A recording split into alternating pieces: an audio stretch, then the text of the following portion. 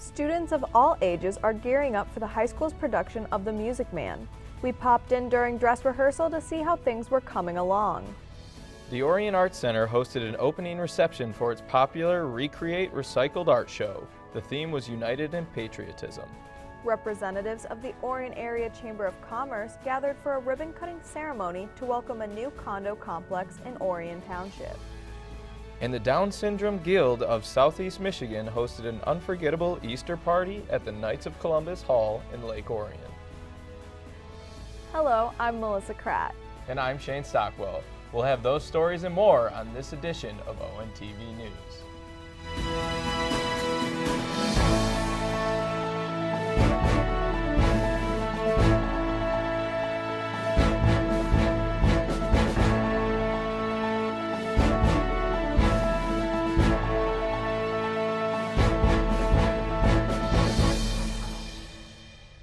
The Music Man originated as a Broadway musical in 1957 and adapted into a popular movie in 1962, starring Robert Preston and Shirley Jones.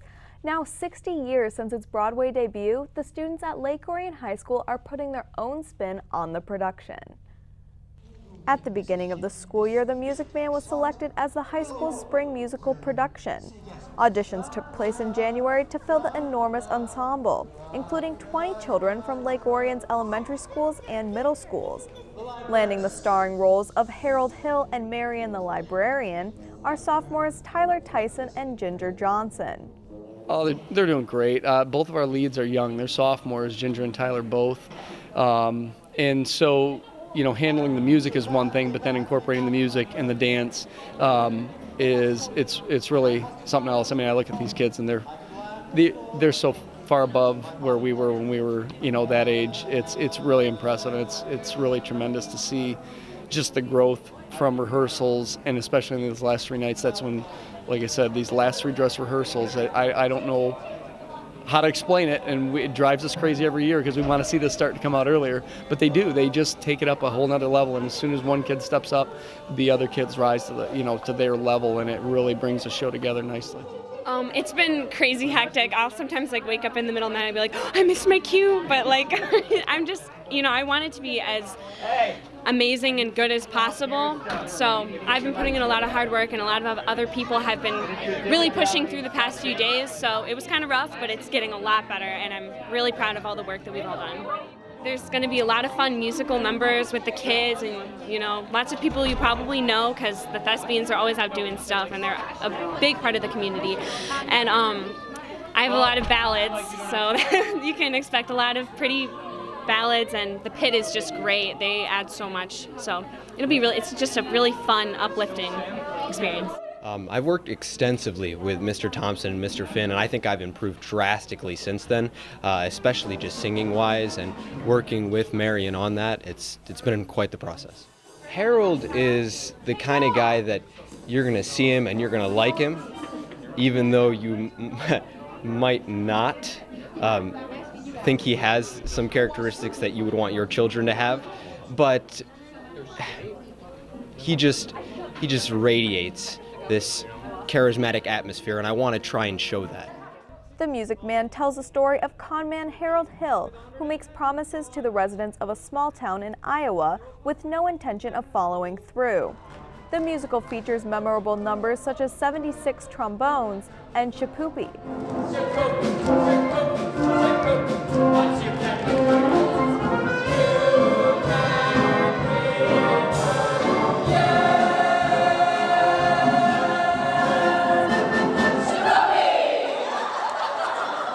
We caught up with drama teacher and director Scott Finn during a dress rehearsal.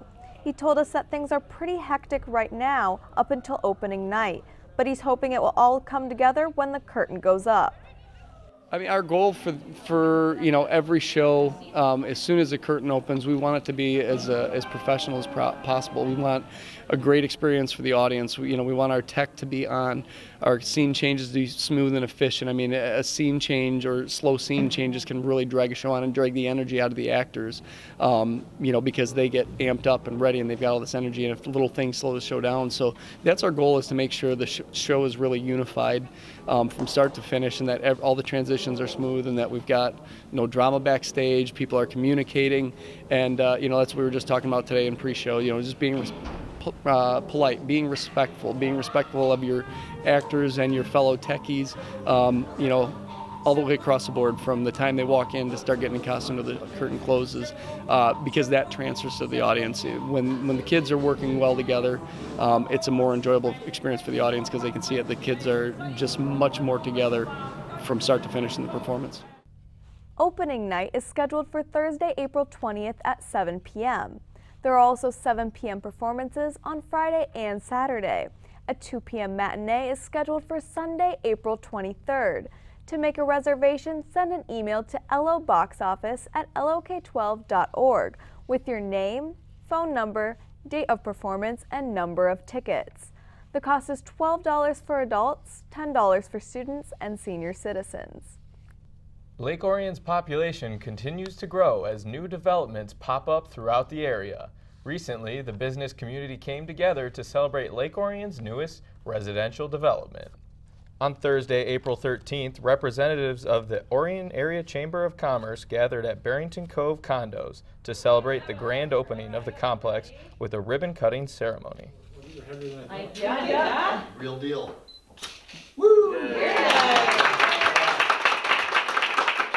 We really like the community. As you can see, it's easy to deal with the city. It's a great environment, good schools, so it's something that we see have a lot of success.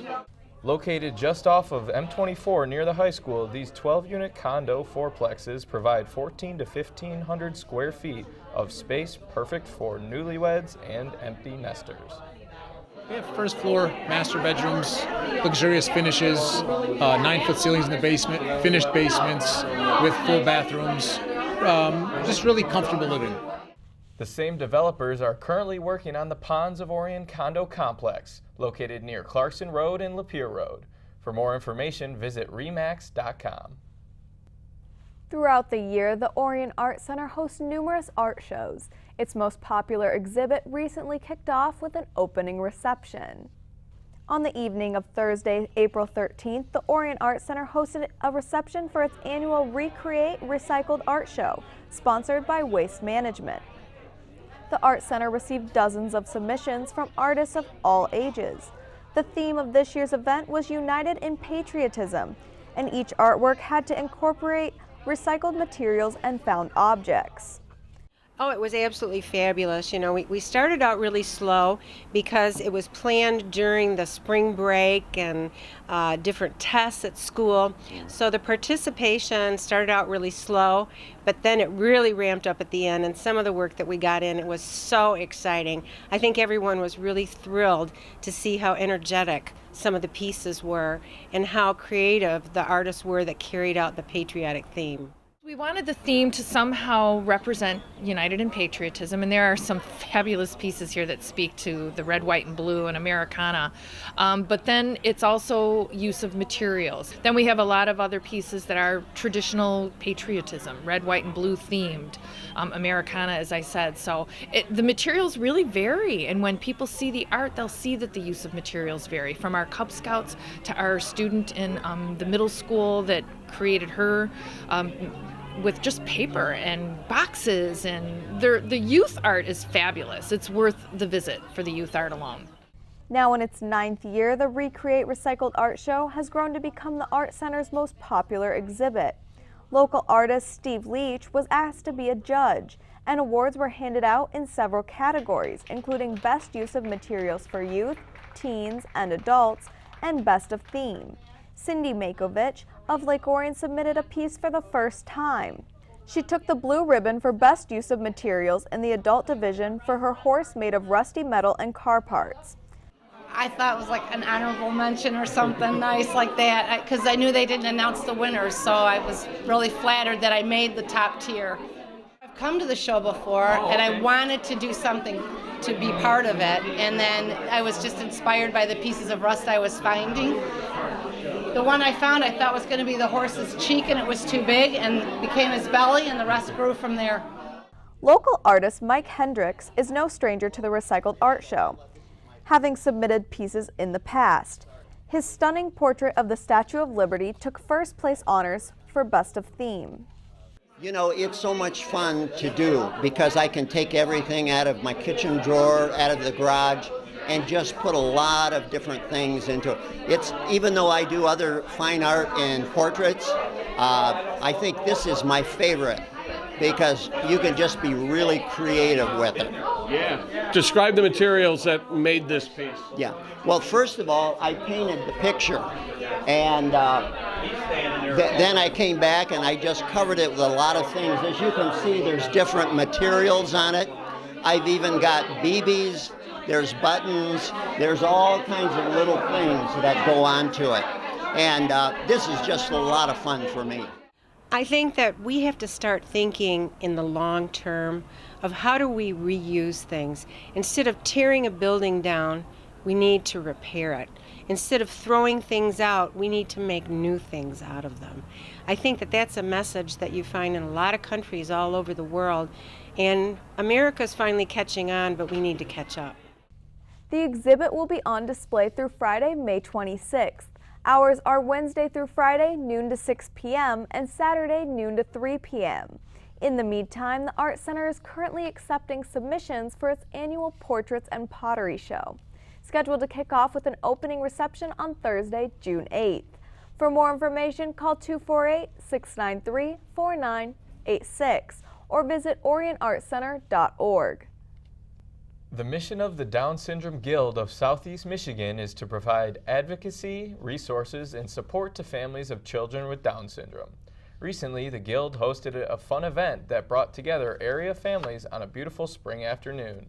ONTV's Joe Johnson has the story.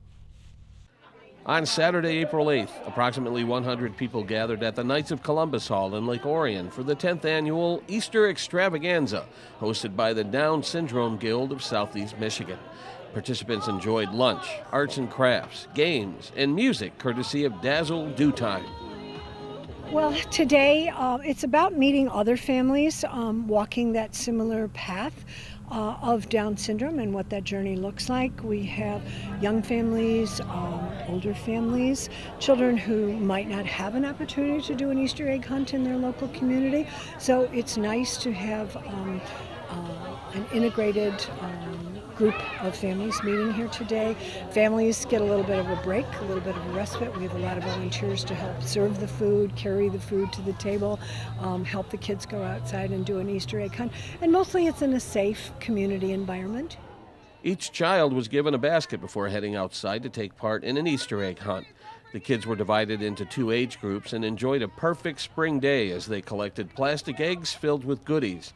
The event was made possible thanks to donations from the Lake Orion community, which meant the event was free for participating families.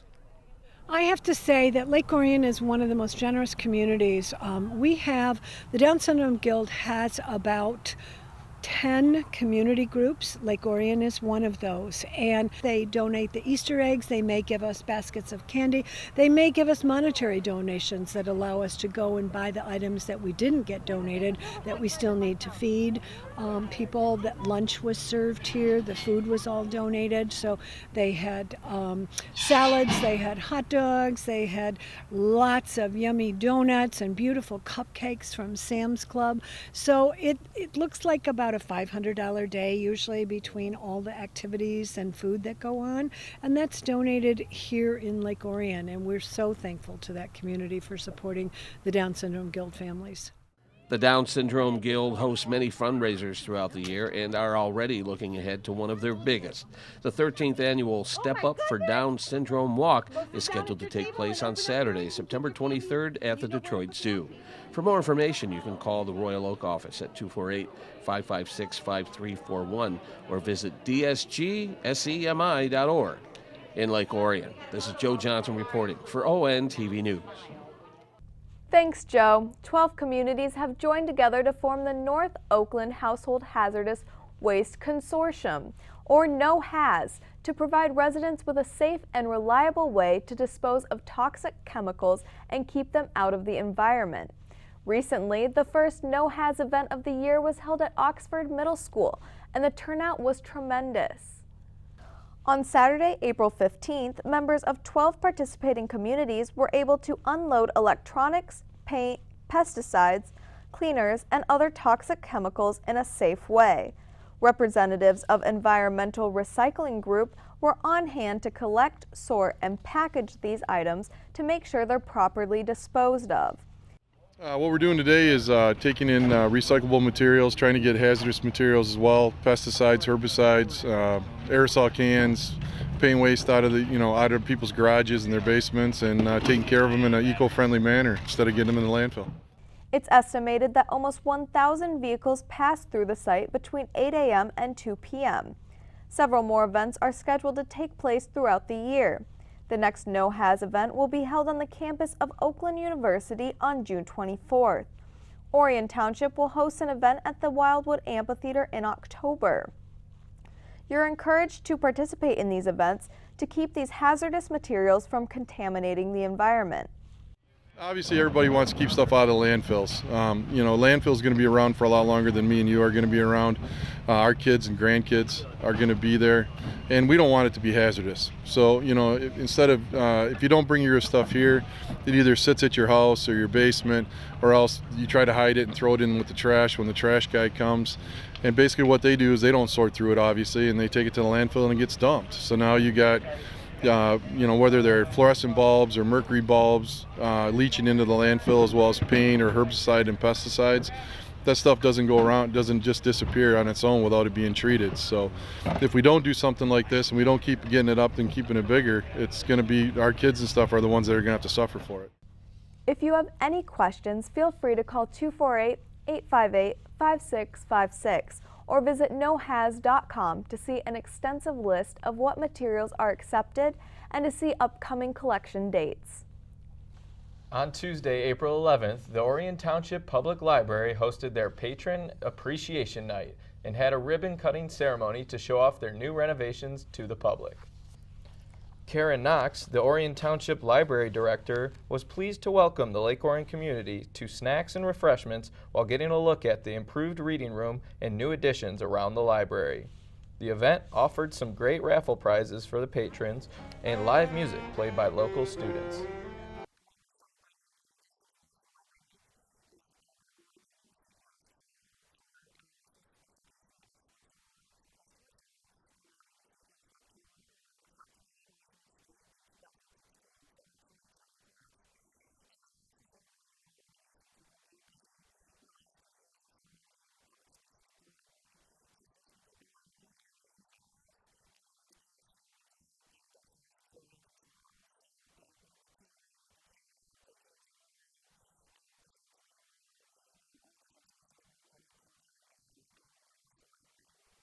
If you have not yet gotten a chance to check out the renovations at the library, plan a trip with the family or take a rainy Sunday stroll to see the new and improved areas.